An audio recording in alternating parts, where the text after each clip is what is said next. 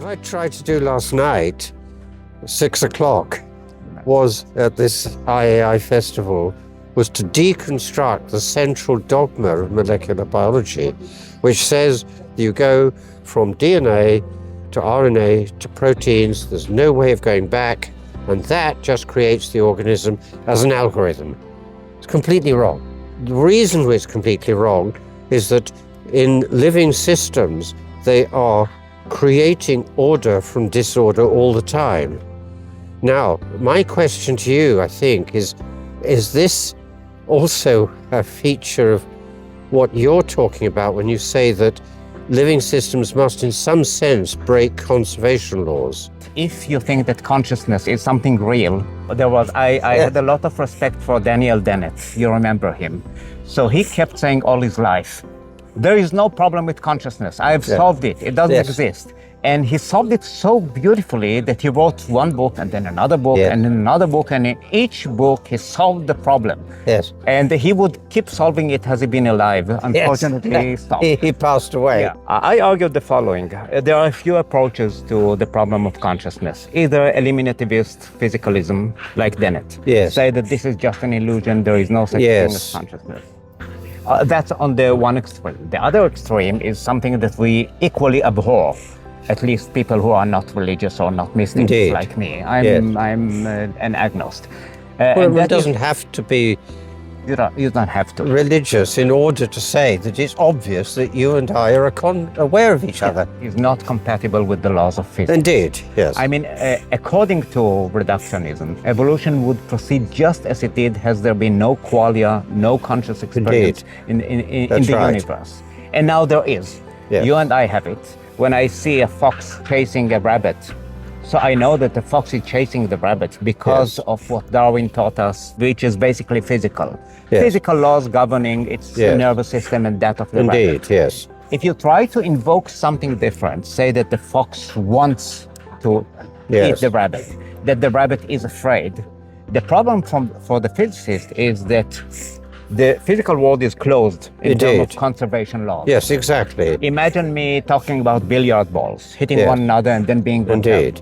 So I can do that only with the laws of classical mechanics. Exactly. If I try to invoke something extra, say that the two balls feel pain and therefore are repelled, not only I don't need it, I'll just get a wrong answer. Because, you know, I'll get a violation of conservation of momentum. The reductionist tells us that the difference between billiard balls hitting one another and you and me is just a matter of degree. Yes. We are billiard balls, atoms, but zillions and zillions of them, but it's just the same conservation laws hold.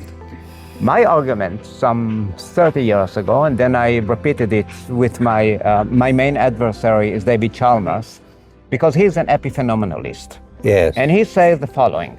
He is a dualist, but his dualism is not interactionist. Right. He says there is something mysterious like consciousness, but it doesn't affect our physical world. Right.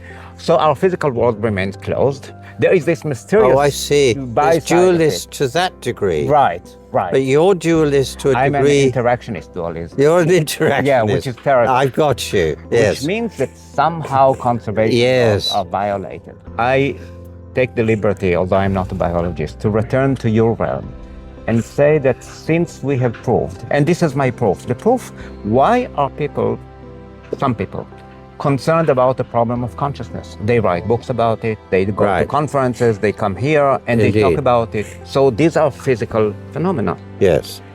Now, has consciousness been devoid of causal power? They won't do that.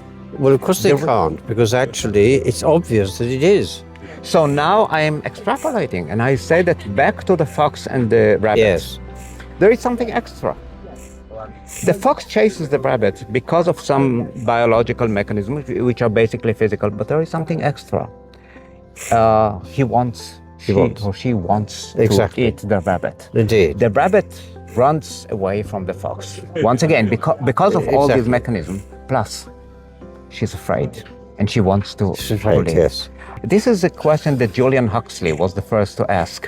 Why are there qualia? Why is there... Indeed, yes. Yeah. And he was bold enough to assume, to hypothesize that perhaps there is an advantage of having subjective experience. Well, actually, some of the modern neo-Darwinists say the same. Jerry Coyne will say, evolution has created a fantastic illusion in us.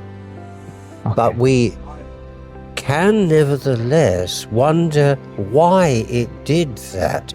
My reply to Jerry is, who is this I who can wonder why we can do that? Which I think is getting close to the pole on which you are basing your approach, which you describe as dualist. When organisms interact with each other in an intentional way, there is something breaking a conservation law. Remember, even the greatest revolutions in physics, relativity theory and quantum mechanics, left conservation laws intact. Right. They didn't challenge them. Denis, rest in peace. He said that this is just an illusion, and he equated it to some optical illusions. There are cases in which you have myopia, or you believe that you see people, or that you see something which is wrong. When you see water in a desert. Oh yes. So my answer to this is simple. Yes. For any illusion, by physicalism itself, there should be a mechanism for that. Yes, indeed. If I see two Denis Nobles, I wish I could. Indeed. I wish there were more like you. So water in the desert, there has to be an explanation. And there is an explanation. Well, there is. Yeah, there is something about my qualia which the neurophysiological explanation does not give us. Let me give you an example. Indeed. You and I walk here outside.